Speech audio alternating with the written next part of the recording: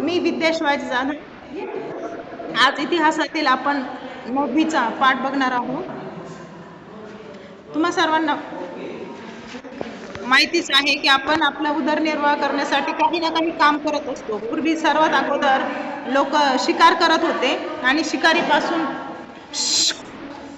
शिकारीपासून जे काही मिळत होते त्यावर त्यांचा उदरनिर्वाह चालत होता. त्यानंतर लोकांनी शेतीचा शोध लावला आणि शेती करू लागले. शेतीतून जे काही उत्पन्न मिळत होतं त्या उत्पन्नातून ते त्यांचा उदरनिर्वाह चालवत होते.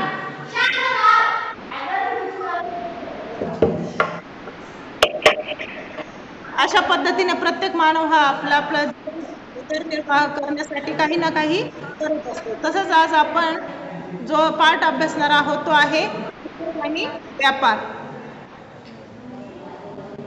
या पाठात आपण स्वातंत्र्य उद्योग व्यापार याविषयी माहिती घेणार आहोत. भारत स्वतंत्र झाल्यानंतर औद्योगिक विकासाला गती देण्यासाठी 1948 मध्ये भारतीय औद्योगिक वित्त महामंडळाची स्थापना औद्योगिक प्रकल्पांना दीर्घ मुदतीचे कर्ज उपलब्ध करून देणे या हेतूने करण्यात आली. स्वतंत्र झाल्यानंतर भारत सरकारने जे आहे ते सर्व लक्ष आपल्या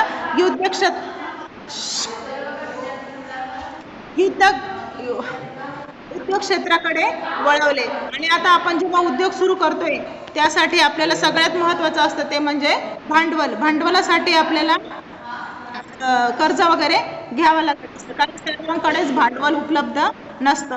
त्यासाठी भांडवल देण्यासाठी भारत सरकारने औद्योगिक वित्त महामंडळाची स्थापना केली, जे प्रत्येक उद्योजकांना जे आहे ते दीर्घ मुदतीचे कर्ज उपलब्ध करून देऊ लागले. आता दीर्घ मुदतीचे का उपलब्ध करून देऊ लागले?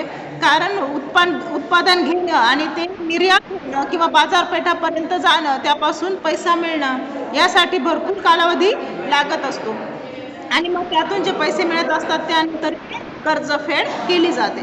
या हेतूने या मंडळाची स्थापना केलेली आहे. स्लाइडमध्ये तुम्हाला दिसतंय फोटो आहे औद्योगिक महावित्त मंडळाचा.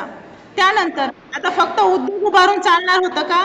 नाही. तर उद्योगामध्ये जो काही माल तयार झालेला आहे तो माल निर्यात करणं, त्याचा बाजारपेठा निर्माण करणं म्हणजे तो माल कच्चा माल नेणं आणि तयार झालेला माल आणणे करण्यासाठी म्हणजेच दळणवळणासाठी